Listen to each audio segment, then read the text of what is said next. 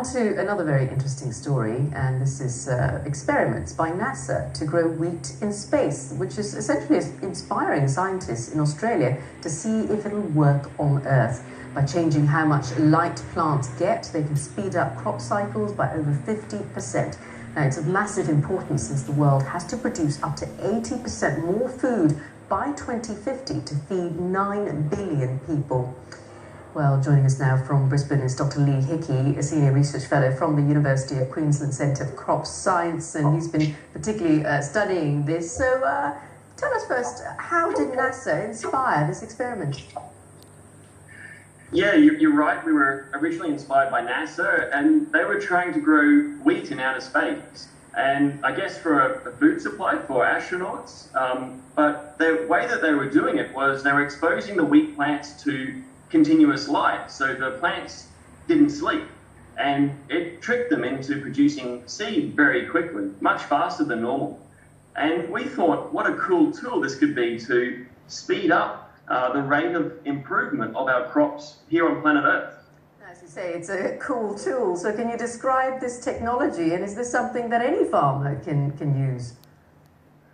Well, it's certainly a tool for plant breeders who are developing these improved crops for farmers to grow, because we need these crops to be more productive in the face of climate change. So that's warmer temperatures, more frequent droughts, rapidly evolving diseases, and even making them more nutritious as well for humans to consume.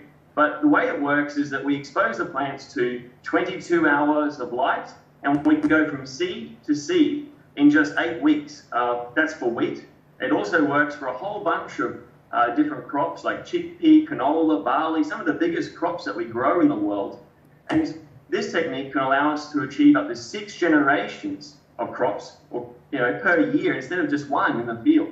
Now, you're saying you're exposing these plants to 22 hours of light. So how about the health of these plants? We know there's a lot of controversy still over genetically modified plants, anything that interferes with the natural process of a plant's growth. So wouldn't reducing the sleep or rest that a plant gets damage them somehow?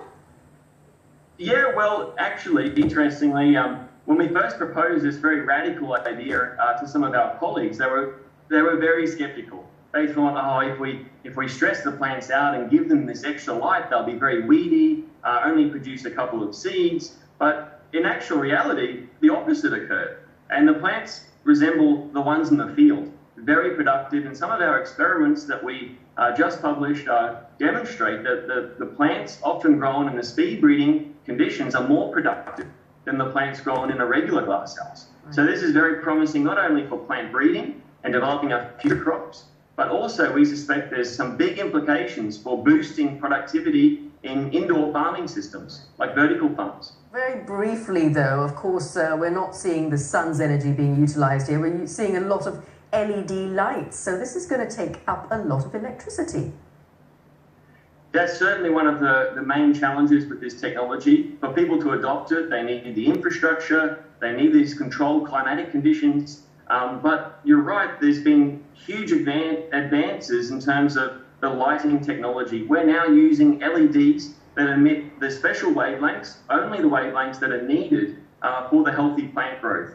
And so this is saving a ton of energy when it comes to cooling or heating the environment as well. All right, Dr. Hickey there, thank you so much for joining us from Queensland Alliance for Agriculture and Food Innovation. South Korea is